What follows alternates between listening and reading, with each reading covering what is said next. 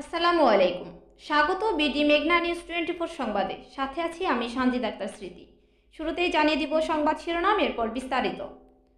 চর ভৈরবীতে 14তম তাফসিরুল কোরআন মাহফিলকে ঘিরে পরামর্শ সভা অনুষ্ঠিত হয়েছে।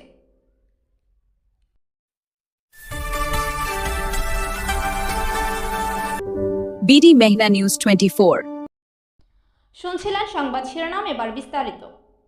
চাঁদপুরের হাইমচর উপজেলার 6 নং চর ভৈরবী ইউনিয়নের 9 নং ওয়ার্ডের জালিয়ারচর শহর আলীর মোড়ে অবস্থিত 43 নং জালিয়ারচর সরকারি প্রাথমিক বিদ্যালয়ের মাঠে আগামী 6 জানুয়ারি অনুষ্ঠিত হতে যাচ্ছে যুব সমাজ কর্তৃক আয়োজিত 14তম বার্ষিক তাফসিরুল কোরআন মাহফিল। উক্ত মাহফিলটি সফল করার লক্ষ্যে এক গুরুত্বপূর্ণ পরামর্শ সভা অনুষ্ঠিত হয়েছে।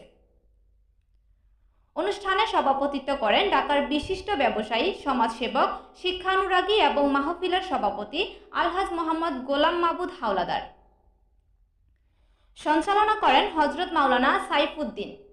পরামর্শ সভায় প্রধান অতিথি হিসেবে মূল্যবান বক্তব্য প্রদান করেন হযরত মাওলানা কারি ইসমাইল হোসেন।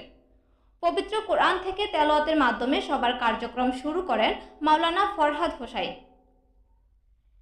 এরপর নসিহতপূর্ণ বক্তব্য রাখেন হযরত মাওলানা আব্দুল হালিম।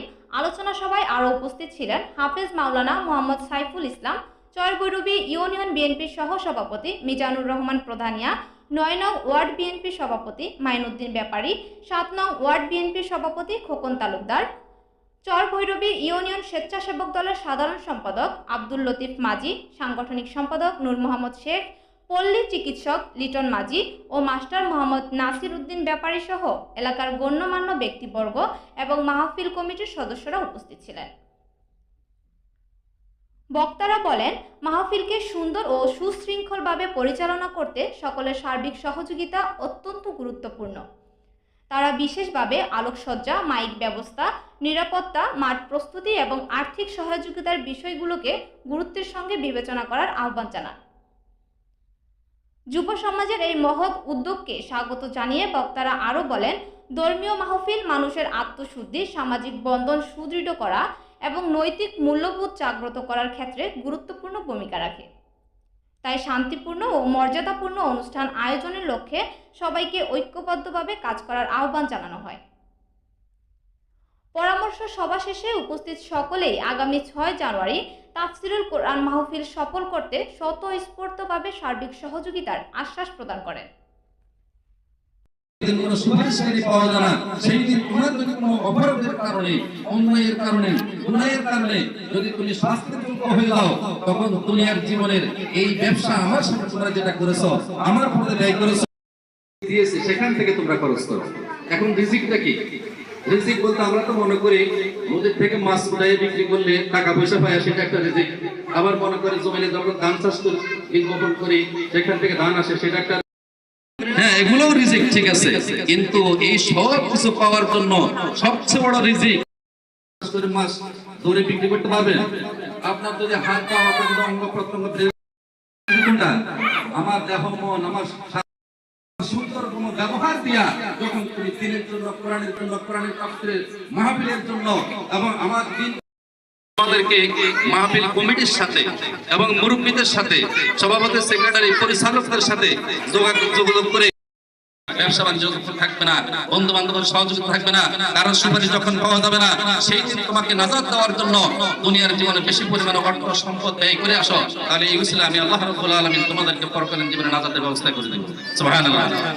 সম্মানিত উপস্থিতি, এই সমস্ত কথা যখন এই কোরআন দিয়ে রাসূলের পাক সাল্লাল্লাহু আলাইহি ওয়াসাল্লাম একটা কথা বলে শেষ করব ইনশাআল্লাহ, যেহেতু সময় চাই না।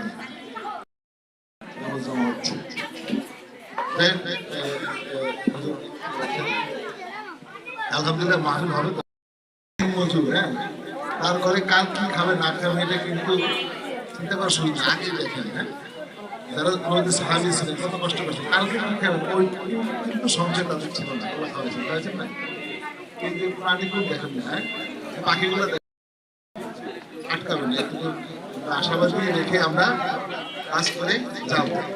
আমি কদিন বেবি, একদিন বেবি, হ্যাঁ 2 দিন বেবি আসলে আমাদের জন্য একটা ইয়ে হয়ে যায়। হ্যাঁ, মানুষজন থাকে, আমরা একদিন বেবি এবার আমরা শুরু করবো। সর্বোপরি আমি যেটা নির্বিশেষে আমরা একটা পরিবার, আমরা সকল ধর্ম নির্বিশেষে আমরা এই মাহফিলটা হবে না, সমস্যা হবে না, করবেন। আমিন। এই শেষ করলাম